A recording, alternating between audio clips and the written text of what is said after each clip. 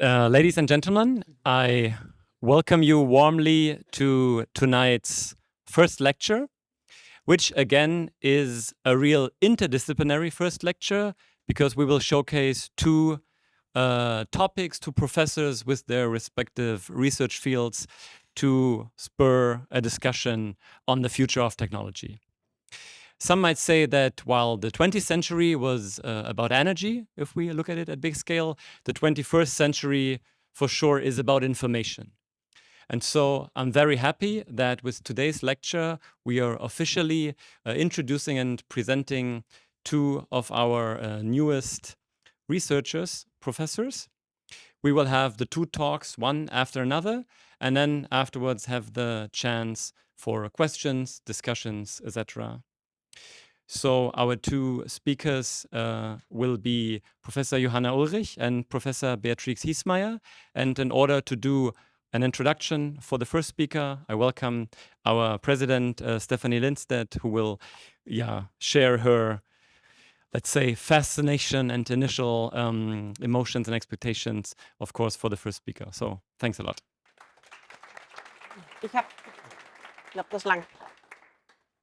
Hello, everyone. Welcome to our first lecture. Today we have two female heroes here.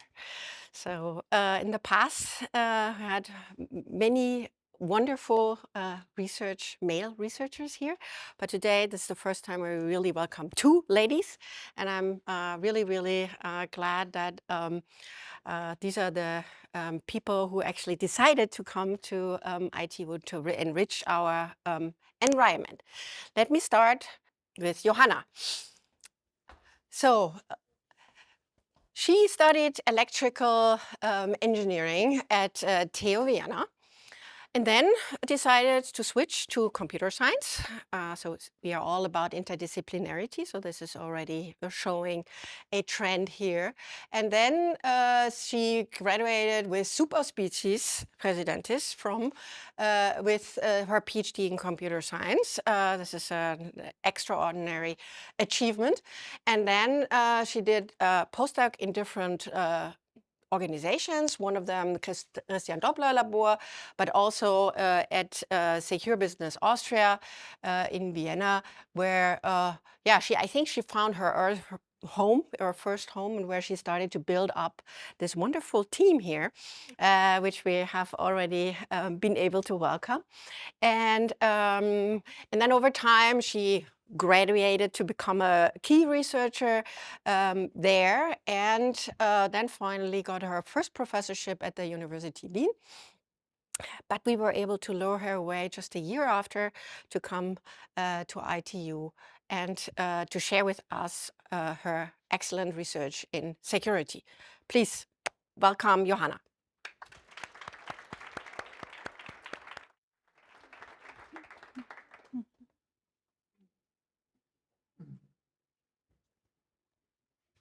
So welcome from my side. Our topic today is not very much surprising. It's cybersecurity and why it matters and why it fails, because that's more the notion that you hear of cybersecurity.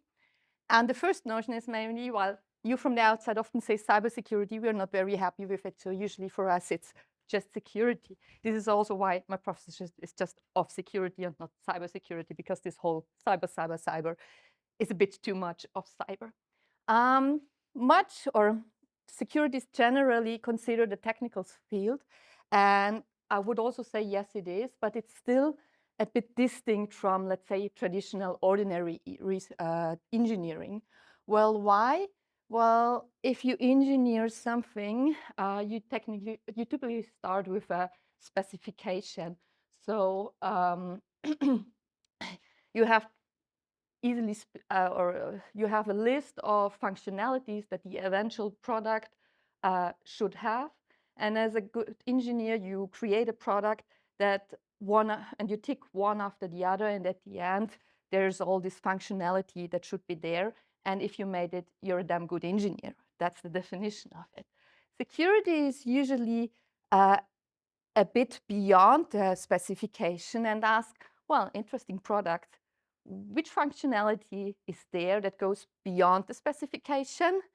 And if there is one, is it harmful either for the system itself or for its environment?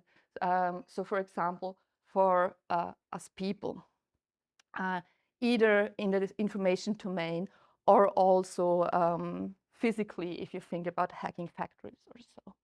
I want to present you an example from our research, one that is also, I think, very tangible for all of us.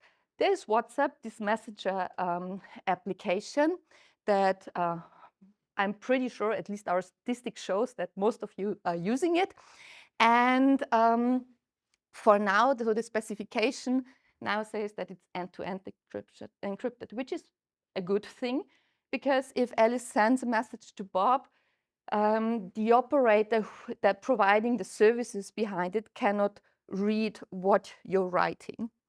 But there's also a consequence that comes with this design. And the consequence is that much of the intelligence is now moved from the server infrastructure to Alice and Bob, so to us and our mobile phones.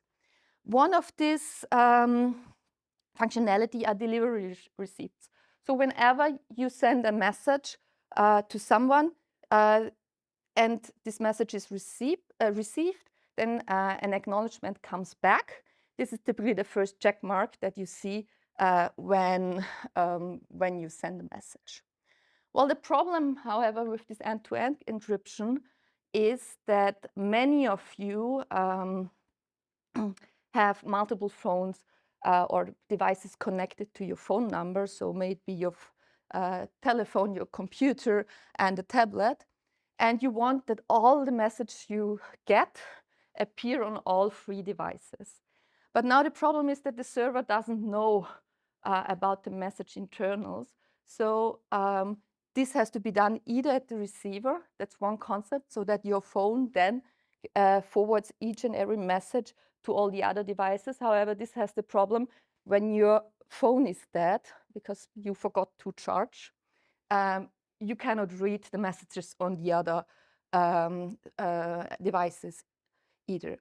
So the alternative is, and this is what's done in WhatsApp, is that Alice actually writes 3 messages to all devices of Bob.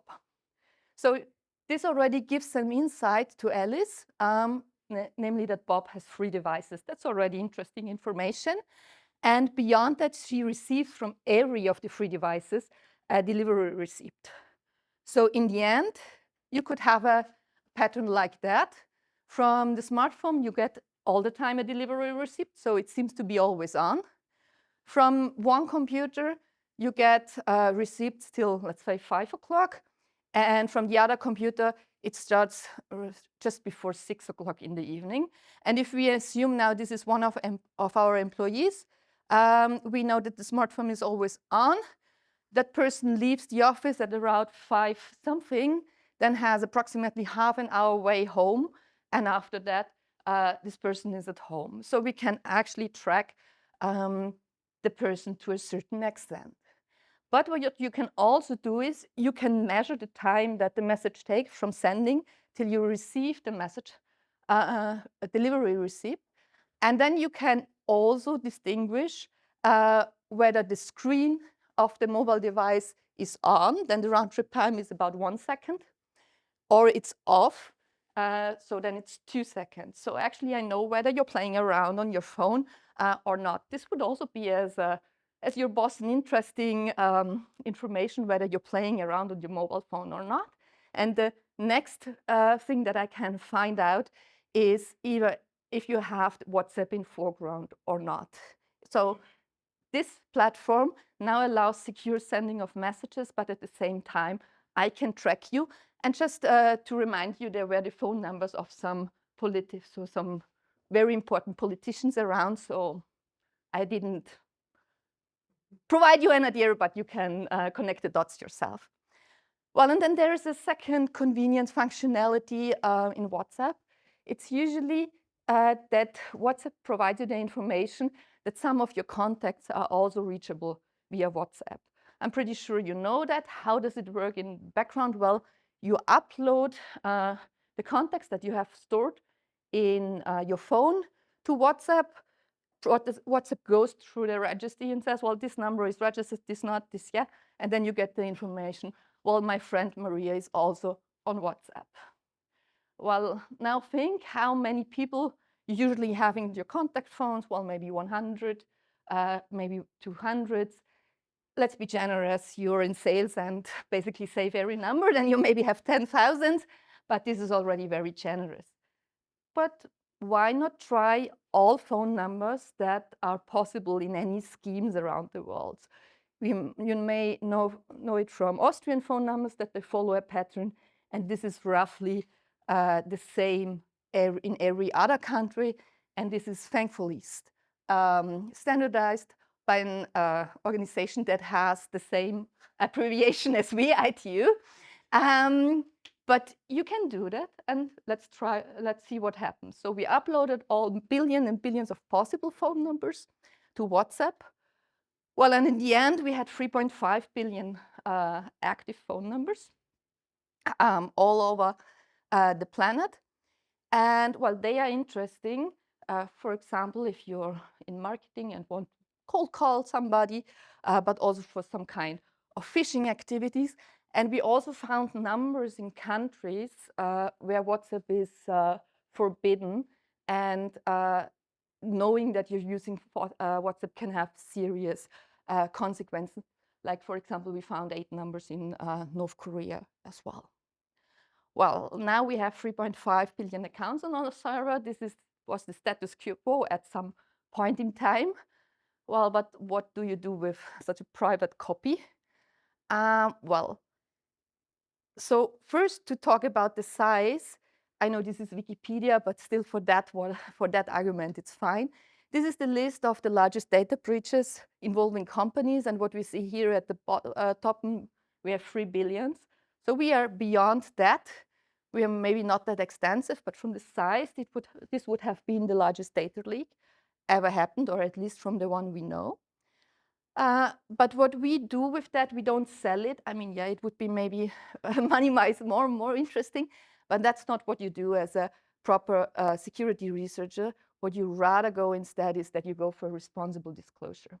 So you write the operator, in that case, it's Meta, the company that's also running Facebook, and you tell them what you found. In the best case, they reply and say, yeah, thank you very much. We will fix that, give us some time. And in the end, they publish that they have fixed the security loophole and can showcase with that they have a good security process. And at the same time, they thank the researchers who have done that so that they also get the gratification. If they don't do it like that, you can push and thread a bit with publication. This is typically how it's done, either way around. In some rare cases, these sectors are known to sue you back, unfortunately. But so far we didn't have the problem. These are usually the cases with, or the parts of our research with what we end up in newspapers. But like in every field or in every aspect of life, it's better be safe than sorry. Because in this WhatsApp field, the damage has already happened. It's actually better to act before incident happens. And again, and one question that you might ask in this comment, well, which technologies are out there? Because if I know which technologies or which vendors are used on the internet, you can also do proper risk management. And again, we come back to the specification. This might be a bit too much for a slide, but the guess is that this is an RFC. This is the standardization of internet protocols. For those who have a bit more insight into protocols, this is ICP v6, so the protocol with that you use for pinging. And it says up there, well, there must be a rate limit for routers so that they don't send more than a certain amount of messages per second, typically for security and not for overwhelming the routers themselves, because this is not their main task that they should be. And then there is a recommendation that you should implement a token bucket. And at the end, it says, well, the parameters should be somehow configurable. And this is a typical situation that you have on the internet.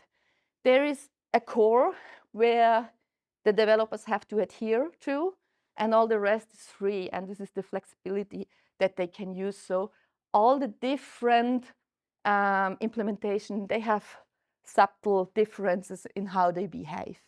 So I now make a short detour on what's a token bucket algorithm. We all know this from our childhood. When we get pocket money, let's say every Sunday, we can immediately spend the €5. And if we are out of money, we have to wait till next Sunday. Yeah. And then we can buy sweets again. Or then are these other children that accumulate lots of money and then spend all on once. Yeah. And this is more or less also the easiest way to explain a token bucket algorithm. So the router has credits that it can spend on these messages.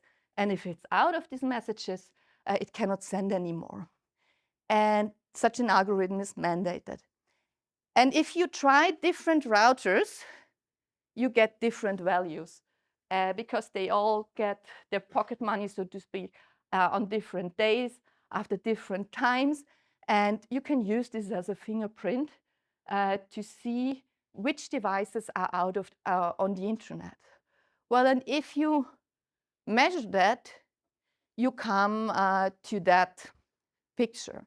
On the left, the green results are the routers that are in the internet core. So the routers that are used by your ISPs, by the background providers, so that are more these professional routers, so to speak, with the Ciscos and all the things that you might have heard of. And on the right side, the purple ones, that are your home routers. And what we see in first place, you have more diversity among the left, and basically all Linux-based devices on the right. So what to do with that information? Well, considering the current, let's say, geopolitical chaos we're in, you might question whether you still want to use Huawei routers or at least limited to a certain extent. So you might ask yourself, well, if you have 22% of Huawei routers, is this sufficiently high, this number, to cause harm or not? And you might act against it. Meanwhile, you might also ask similar question for Cisco, but yeah, it's crazy time at the moment. But also, if you go to the home routers, they are essentially a monoculture. So most likely they are vulnerable to the same vulnerabilities.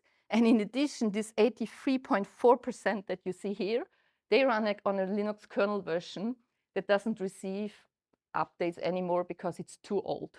So if you have one key takeaway from today, maybe think about how long your home router is already at home unchanged, and maybe you want to update it or replace it.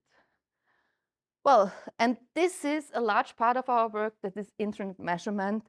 So actually look into the internet on how it's built and what's out there, either to know which systems are there, but also sometimes to see which security functions are deployed or not. Because what we also often see is that in theory, there are super duper security solutions, but if you don't use them, well, that's nice, but not very helpful in terms of security. And if you do make take such measurements to the limit, you can also use the internet, because it's meanwhile everywhere, and that's experience that for sure you have from your daily life, that you can use the internet as a sensor. So what we did here is that basically with the start of the full-scale invasion of Ukraine in 2022, we measured each and every Ukrainian IP address at an interval of 2 hours. We're doing that ever since. And based on that, we do outage detection. So we see where does the internet fail? And if it fails there, you can think about the root cause that causes the fail. And what you see here on the left side are the different regions of Ukraine. And on the right, you see different outage signals. And on the one hand, we see these reddish kind of outages.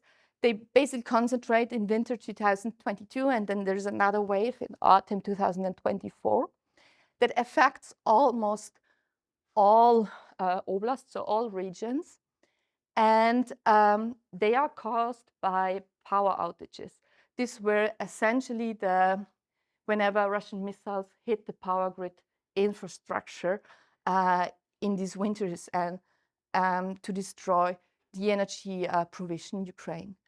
What you also see, if you look at the region that are more on the front line, which is Kherson, Luhansk, and Sevastopol, you see more outages also for other times of the year that seem to be individual hits caused by kinetic warfare. But what you also see in certain regions, for example, if you look to Crimea and Sevastopol, they don't have these red outages. And the reason therefore is because they are not connected to the Ukrainian power grid anymore. They are connected with the Russian one that the Russian obviously didn't interfere with their infrastructure. What we also see, we are now zooming into the region of Kherson. For all that are not so familiar with the Ukrainian geography, that's the region that connects the mainland with Crimea. And this was the part that was first occupied in March 2022 and partly liberated in autumn 2022. So especially the main city, Kherson, was liberated. And these are different networks all operating in these regions. And what you see here again is the round trip time. So the time that the packet takes from our server in Vienna to Ukraine and back. And you see that approximately in May, these round trip times increase. And this is caused because suddenly a law came into force by Russia in the occupied regions that they have to connect their networks over Russian ISPs and backbone providers and not with the Western Ukrainian anymore. Why? Well, because then you can apply censorship and can prevent Ukrainian citizens in the occupied region from either accessing Western news outlets or accessing Ukrainian governmental web pages, for example. And essentially for the upper networks, this is gone after at the end of this year, because these were networks that were on the liberated part. So what the engineers and technicians did there after occupation is try to get connection to the west back. But you see also this MNet, this red line that goes through. This operator is in a city that is under occupation up to this day. So you also see here the consequences of censorship, essentially. Well, and I just want to come back to the power grid and remind you, we already talked about the abbreviation ITU, but I want to highlight that it's about interdisciplinarity and this mindset about looking for functionality that is not originally intended to be there. Can be useful, or at least let's say it can be applied to other disciplines or to other fields as well. Well, you can go through the tax law and look for tax loopholes. From the basic mindsets, it's the same. It's not that I recommend that, but I also don't recommend to hack WhatsApp. Yeah? But if you find one, you're very nice. If you're a nice person, you go to the parliament and say, well, there's a loophole. You can also exploit loopholes in social systems. I mean, typically, if I would use it here in the university, it's a one-trick pony and wouldn't work the second and the third time, because at a certain point you would say, okay, she's always tricking us. But you can basically put it to every discipline. And I also use it a lot for the power grid. Again, specification first. What you for sure know about the power grid is that it always has to be in balance. So there has to be generation as high as consumption. And essentially, power grid operates that there is some planning that estimates how much power you will use. And then there are primary reserve and secondary reserves that are the two lower lines here that are in computer science terms that are power plants in hot standby. So they step in when there's not sufficient consumption in the power grid. So, and the fastest one is primary reserve. It's quick, but quick in the power engineering domain means full activation in 30 seconds. This is, from a computer science perspective, really, really slow. And we considered what happens if we ran the botnet with a lot of consumers and we increase their consumption all of a sudden. And what happens then? Could we destabilize the power grid? Short answer to this long story is yes. Here, if we hit this 49 Hertz line, we have essentially the first blackouts because individual areas are disconnected from the net to, again, find balance. It depends a bit on the situation in the power grid, but it's possible. And when we did this research back in 2017, we came to a botnet with about 2.5 to 10 million infection within Europe. That's not what you do in one afternoon, but we always back then said, well, if you don't want to send your army somewhere, it might be a good alternative to attack the power grid this way. Back then, people laughed. I don't have the argument today anymore. But in theory, you can also do that. Obviously, while we go on WhatsApp, we test on the live system. In this case, we don't test on the live system. Yeah, we use simulations. But if we look at our simulation, you don't have to be a power grid engineer to say, this is our model that we used for the whole of Europe. It's not very coarse-grained, yeah? I'm pretty happy. And we wanted to access more detailed models, but we were not allowed to. And in this case, we ask ourselves, well, can we, it's not in the specification that we get the model, but can we overcome that and build the model ourselves from open data? Because there's, on the one hand, there's OpenStreetMap. So that's basically like Wikipedia, but it's just on a map. And also, if you get an electrical engineer out to the next line, they usually know what's up there. And thankfully, there were a lot of volunteers who integrated this knowledge in OpenStreetMap and other public sources. So in the end, we downloaded and modeled this data from OpenStreetMap. And we also, for Austria, we validated against ground truth. So one of my students had she couldn't travel through Austria, and also there was the pandemic at this time. But we had Google Street View, so for each line in there, she looked out for a junction of this line with a street, and then she could check whether the parameters that are in OpenStreetMap are correct.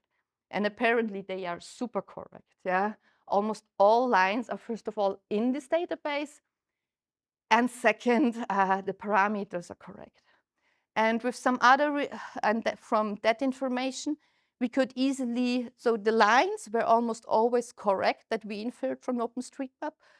So the quality of documentation is very good. And then we started to calculate resistance and reactance, so two electrical parameters that are necessary for simulation afterwards. And for a certain subsets, we could compare them with ground truth. And actually, the numbers are pretty neat. Yeah? So, and with that, we can now model the power grid. But on the other hand, with that, we have to question the security policies of the operators, because if we, with relatively limited resources, can do such a model, the others with more resources, some free letter agencies, for sure can do as well. Well, and with that, I hope I gave you an introduction in security, why it matters, and also why it fails. And my main message for today is actually this, that security is not the fancy thing where everything blinks and rolls through the screen. It's rather a bunch of people sitting in front of their computers and using things in an unorthodox way. And this over there is my group. They are also here And you can also ask them messages, because in some details they are way more into the topic than I am. And with that, I want to thank you.